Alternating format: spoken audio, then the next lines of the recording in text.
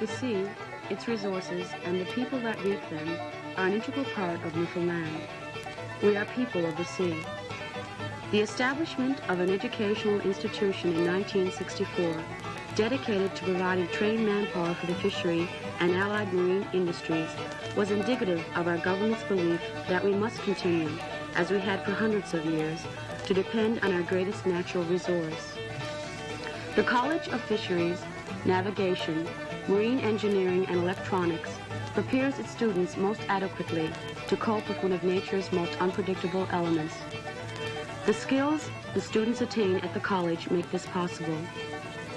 Many types of programs are available at the college: basic upgrading, vocational training, Ministry of Transport certification, traveling schools, and technology programs. There are 6 technology programs available at the college: electronics technology, electrical engineering, food technology, mechanical engineering, nautical science, and naval architecture. There are all 3-year programs leading to a diploma. This show will examine some of the technology programs available at the school. Before you apply, make sure you have met the basic entrance requirements established by the college regarding age and academic qualifications. Once you have been accepted, you are eligible for student training allowances from Canada Manpower or the provincial government. Your tuition is free if you are a resident of this province. For further information, write to the registrar at the college, P.O. Box 4920, Parade Street, St. John's.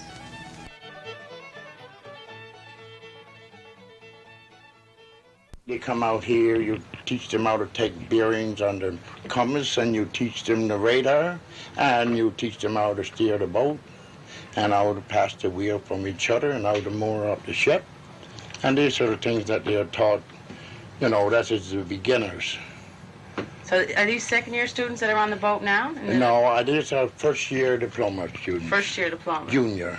So do all years come out, like the first year, the second, and third-year students, do they spend time in the boat? Oh, yes, they come out once a week on the boat. Once a week? Yes, and they learn to get more practice, Yeah. Yeah.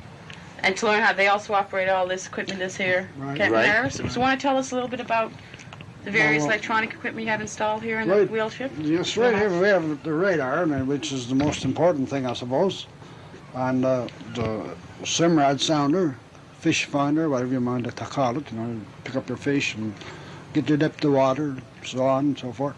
But personally, I don't do much teaching on the ship because my responsibility is to look after the ship, captain the boat, and see that everybody's in place and the ship is well looked after. Oh, yes, we teach them on the radar as well. And, it's the instructor's job, like Captain Mars said, is to teach the students and how to take bearings and the distance on the radar and whatever, pertains to navigation. And then we teach them chart work in the chart room and the decker, taking bearings on the decker and the ship's position, and most everything pertaining to navigation on board of a ship. And most of all, you got to teach them how to behave themselves and how to pass the wheel from each other, and a certain amount of seamanship attached to it. So at the end of 3 years, are they pretty able seamen? Well, some of them could be girls. It all depends on what type of person you hire. Some of them are taking up courses now in merchant marine, and more taking up courses and to go on a deep-sea trawler. And of course, you have to go out first before you know what type of work you have to do. Sure. Some of them may not be suited when they go out. Probably the job could be too hard for them, and probably it may not. But on board this boat that the College of Fisheries owns, they do get the practical experience. Right. On the sea. This is the idea of this boat, to give them experience about going to sea and how to steer and how to navigate. And the captain as well, he helps us out sometimes if we leave the wheelhouse on certain times.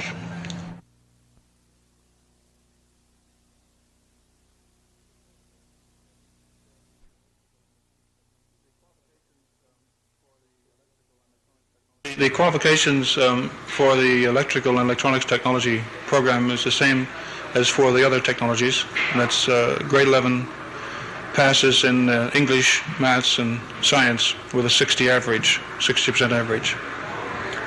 These are the stated things, but do you find a lot of people applying with similar qualifications? Does it sometimes work out to even higher in that in practice? Oh, these are minimum qualifications. In addition to that, there are other entrances possible for those who do not have some of these qualifications. For example, if a student came from an area where there was no science available in the school, then his application is still considered. I see. Once a student enters on the course, what sort of directions are open to him or her? The videotape we're making now really has only stressed the electronics technology and electrical technology, but in fact the entrance, the first year program that we have is far more general than that, in that once you do the first year program, there were actually 4 separate programs in second year. 2 of these are 2-year technician courses, one in marine electronics and the other in industrial instrumentation.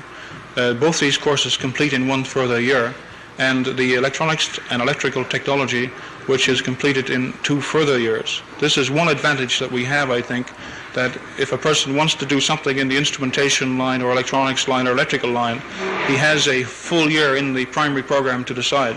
The lab that we looked at earlier, the first year lab, this lab is in common to 4 programs in the second years, or the second and third year rather.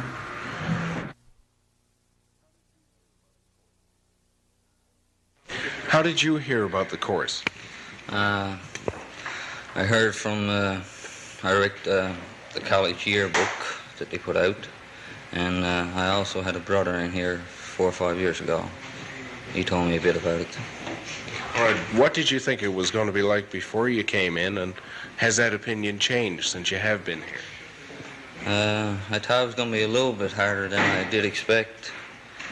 I found some of the courses in here were long and drawn out, maybe. And I find the long hours from 9 to 5, hardly without a break there in the first year, hard.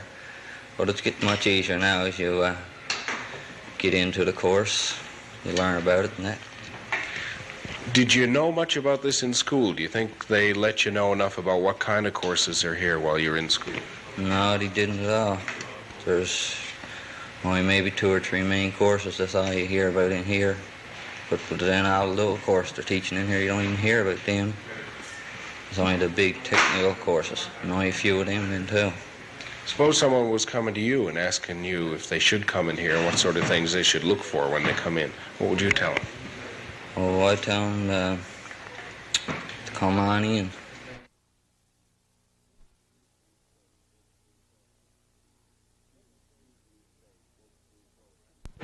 Students usually stay for the full program?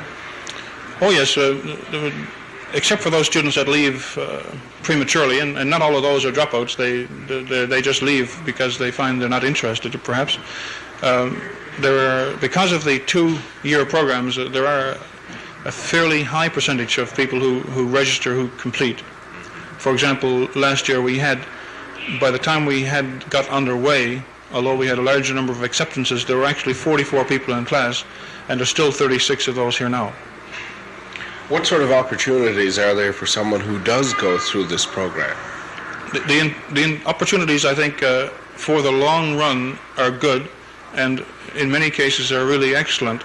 There are some good years and there's some bad years. Industrial instrumentation, for example, there are more jobs available in Newfoundland for the foreseeable future than we can produce suitable people, because not all of the graduates, our selection process is not perfect, and there are a number of people who, for various reasons, aren't really too well suited to the work once they have gone through the course.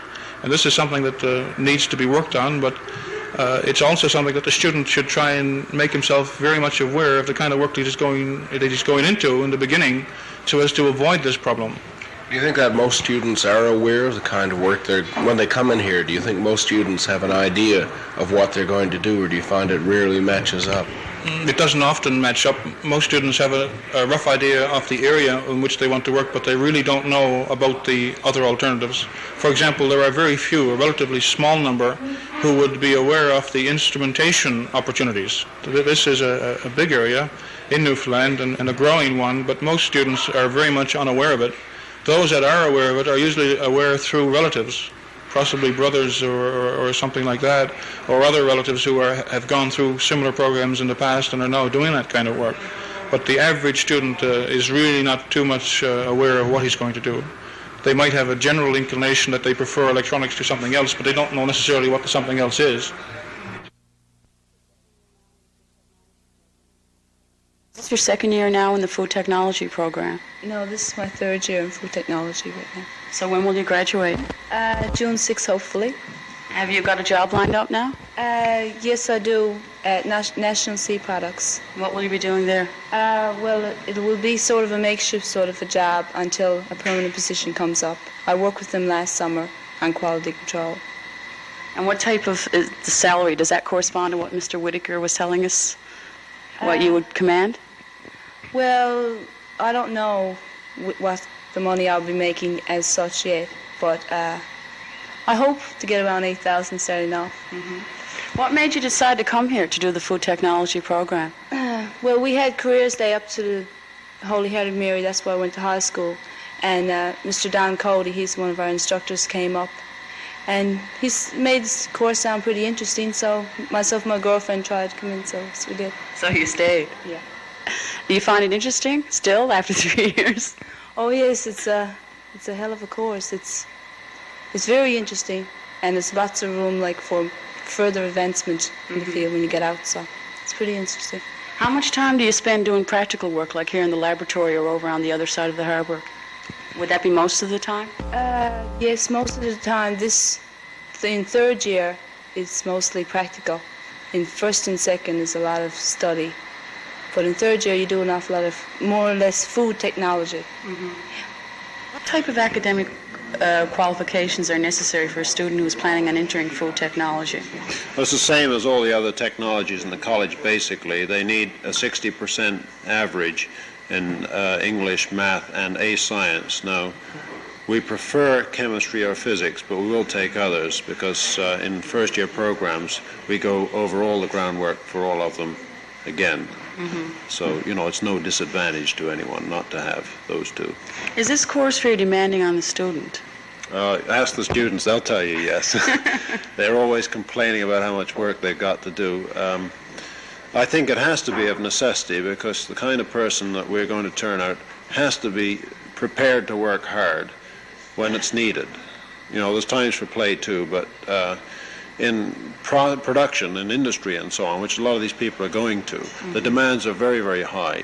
They've got to be responsible, and the people who employ them expect a lot of them.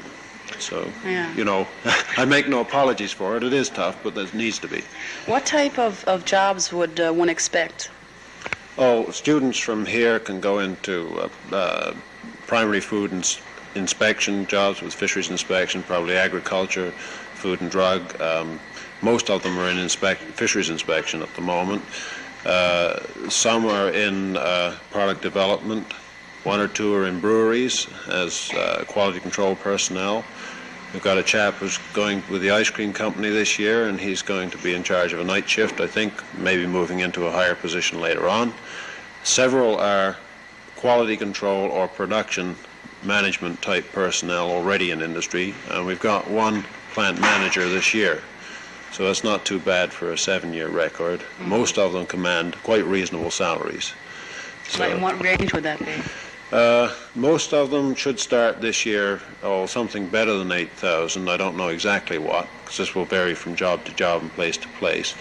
If they're good and they're working with industry, by the end of the year, they'll be up to probably near 10,000. And after that, it's up to the individual. There's no limitation, because he can become the boss, you see, if he's in industry. In government services, they tend to level off for some time at around 12 or 13,000. So it will vary quite a lot from position to position.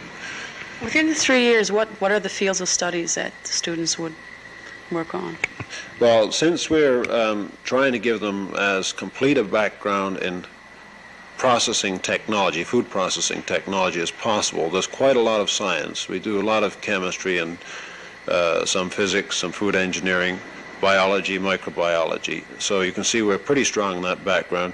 because they must know the nature of the materials they're dealing with, so that when new things arise, they're capable of understanding what's required. And also, since many of them are expected to manage a lot of people, for example, some of our graduates are effectively managing 200, 300, 400 people, and only 20, well, in their early 20s, we give them a lot of management. There are other aspects as well. Of course, you get your usual mathematics and so on that feeds into this, and communications is fairly strong. We stress this somewhat. We make them give seminars. Even our first years have to stand up in front of people and speak, and I shoved some in front of some high school students the other day. I said, now tell them what it's like, you know, and they're only a few months older than the kids they were talking to, but they were quite capable of doing this, and we feel this is necessary to build confidence, you know. I don't know if I missed some other areas. One of the things that's developing these days is this consciousness of how to cope with pollution problems. Now, most food processing operations produce waste materials of some sort or another in water, and we do a section towards the latter end of the program on this and what will be expected of them sooner or later. These things are not required as yet by law, but they will be in due course in a lot of the processing operations that exist today. So we're giving them an acquaintance with this. We're trying to keep up as much as we can, but you can tell from the broad background we're already giving them. It's difficult to cram it all in. We think that we need a postgraduate course now.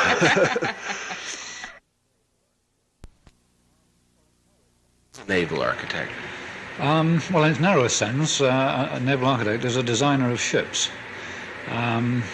But naval architects, or people with a qualification in naval architecture, are employed in a very, very wide range of positions in the marine and shipbuilding field. And might employ someone with a naval architecture qualification either in the drawing office producing detailed building plans, or he might be employed actually in the yard coordinating the production in a managerial capacity, or he might be employed in a production planning sense or in quality control. There are organisations such as Lloyd's of London, who of course insure a large part of the world's shipping. They employ naval architects as ship surveyors. Government agencies such as the Department of Transport, again, employ naval architects to ensure that the requirements of the Canada Shipping Act are carried out. Ship owners employ naval architects. I think in almost any activity where ships are involved, you'll find a naval architect there somewhere. Yeah. What qualifications would someone need to enter this course?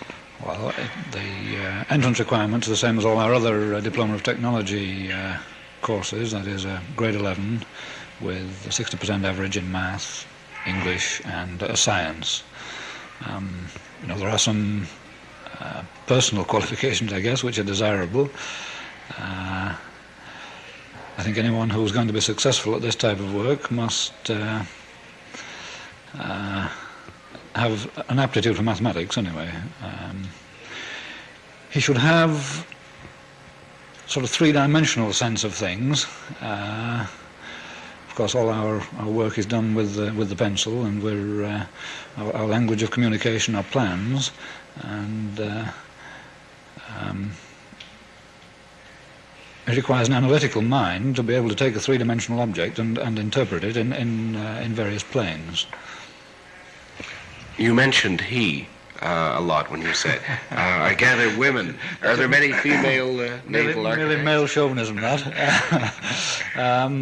There are, in fact, not many practicing female naval architects at the moment, but there are no reason on earth why naval architects shouldn't why ladies shouldn't, girls or females shouldn't enter this particular profession. It's particularly suited them in many ways because it requires the expression of order and neatness and many attributes which one commonly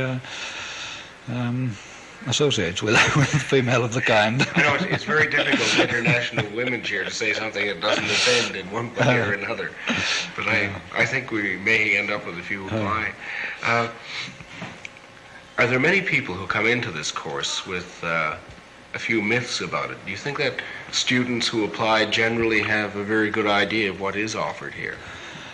I think that all the students who come into our primary year come in with a deep interest in ships. I don't think there's any doubt about that at all. They certainly have a number of misconceptions as to the specific role which they might ultimately be playing. Many of them come in with an interest initially in small ships, in the design of pleasure craft and yachts and so on, and they change as the course goes by, as they see that the opportunities, the better opportunities, are to be found in bigger shipyards and with the designers of bigger ships. What are the opportunities like, job opportunities, after someone's completed this? Well, perhaps I could point out here that we are the only college in Canada offering a post-secondary course of this type in naval architecture. So we're not only training for the province of Newfoundland, we're training for a Canadian shipbuilding industry. Job opportunities, we have 100% employment record from our courses so far, and the number of marine opportunities are increasing by the day. We have no difficulty at all in placing any of our students. And another point I might mention is that with the shortage of marine people in Canada at the present time, it's having the effect is that our graduates are very, very rapidly being moved up into very responsible positions. For instance, we have a graduate of 3 years ago who is a ship manager. He's manager of a shipyard in the province. We have graduates of recent years who are working as senior naval architects with ship design agencies. So no shortage of jobs.